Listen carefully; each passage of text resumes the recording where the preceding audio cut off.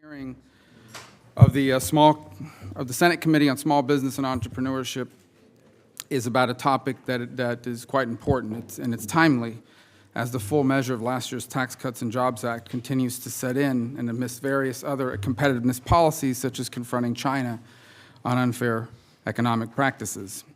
In our new global economy, it isn't enough to just cut taxes. You have to also cut the right ones. In the new tax law passed late last year, a provision called Economic Opportunity Zone was included. And this law, which was championed by my good friend Senator Tim Scott of South Carolina, will encourage investment in economically distressed communities by allowing investors to defer certain taxes on income if they invest in low-income communities. The new global economy has increased the wealth of many Americans, but it's destabilized entire regions in our country and left millions of workers behind. Pushing investment to seek out the largest return, regardless of which nation or area within the nation, has led to the desertion of workers in our own backyards. Parts of Florida have experienced this firsthand. The disparities are a testament to the uneven prosperity of globally driven rapid growth. This is where economic opportunity zones come in. While investors in a global economy might seek a better bottom line by shipping jobs to a foreign country, this provision cuts taxes on the investments that make jobs here in America.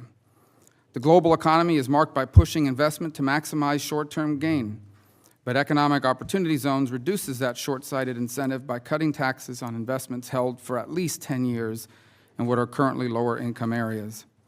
This tax provision isn't for outside businessmen to make a quick buck in low-income areas. This provision encourages long-term gain for the community. Small businesses like the ones discussed here today aren't just competing in their own local economies, they're competing in many industries against the world. This is not a relaxed environment. Day in and day out, small businesses seek out a competitive edge through hard work, creativity, and innovation. If a small business is a great breakthrough, it doesn't stay small for long. America's great competitive advantage has always been the ingenuity of our people. Tax cuts should play to that strength. And as Congress looks to make some of the provisions of last year's tax law permanent, we should put full expensing near the top of that list. Full expensing allows businesses to immediately deduct their capital investments instead of eating their costs over a decade at a time. This means more money to spend on better products, facilities, and new shops. It removes a barrier to small business owners putting their ideas into action, making it easier to pull designs off blueprints and onto shop floor. Unlike other tax cuts, which cut tax rates without regard for investment plans or the creation of American jobs, full expensing rewards the future economy, not the one of the past. It's the tax cut for the American idea.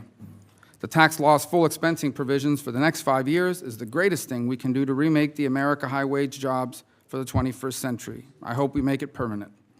With that, I recognize the ranking member to offer his opening statement.